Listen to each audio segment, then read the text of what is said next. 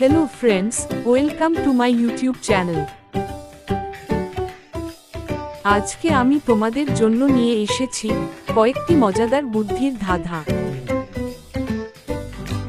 দেখা যাক তোমরা কতগুলো ধাঁধার সঠিক উত্তর দিতে পারো।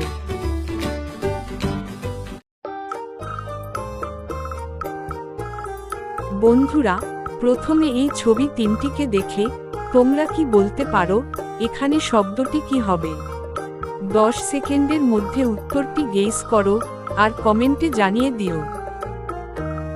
10, 9, 8, 7, 6, 5, 4, 3, 2, 1.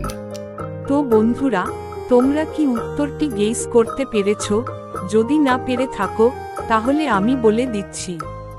এখানে ছবি তিনটিকে মিলিয়ে শব্দটি হয়ে যাবে পাংচার।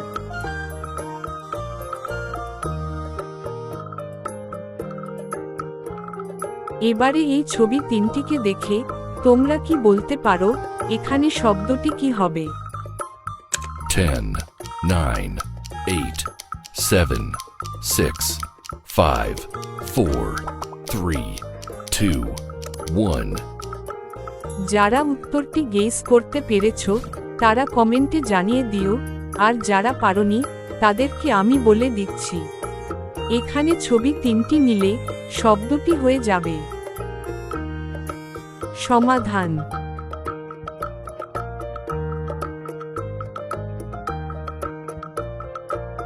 বাস ও মতি। এবারে এই ছবি দুটি দেখে বলো তো চালের নামটি কি হবে? সময় পাচ্ছ মাত্র 10 সেকেন্ড।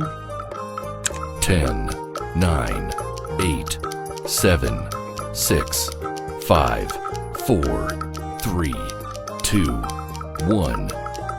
বন্ধুরা, তোমরা যারা চালের নামটি গেস করতে পেরেছো তারা কমেন্টে জানিয়ে দিও, আর যারা পারোনি তাদেরকে আমি বলে দিচ্ছি। এখানে চালের নামটি হবে বাসমতি।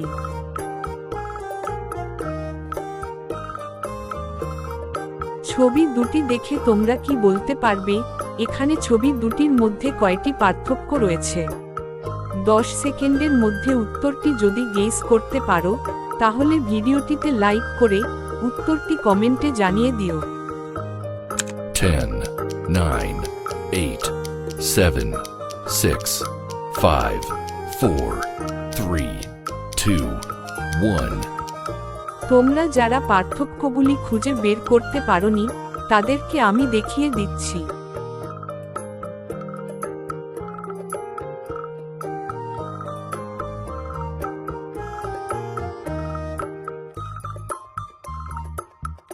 এখন এই ছবি দুটি দেখে তোমরা কি বলতে পারবে এখানে কয়টি পার্থক্য রয়েছে?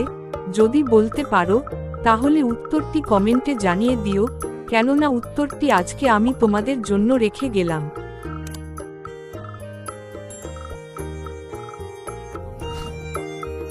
এবারে তোমাদের জন্য রয়েছে সাধারণ জ্ঞানের প্রশ্ন। বলতে হবে শরীরের কোন জায়গায় তেল মালিশ করলে কান পরিষ্কার হয়? নাভিতে, মাথায়, ঠোঁটে, কপালে। তোমরা সময় পাচ্ছ মাত্র 10 সেকেন্ড, আর সময় শেষ হওয়ার পরও তোমরা যদি না পারো তাহলে আমি বলে দিব। 10, 9, 8, 7, 6, 5, 4, 3, 2, 1. এখানে সঠিক উত্তরটি হবে নাভিতে।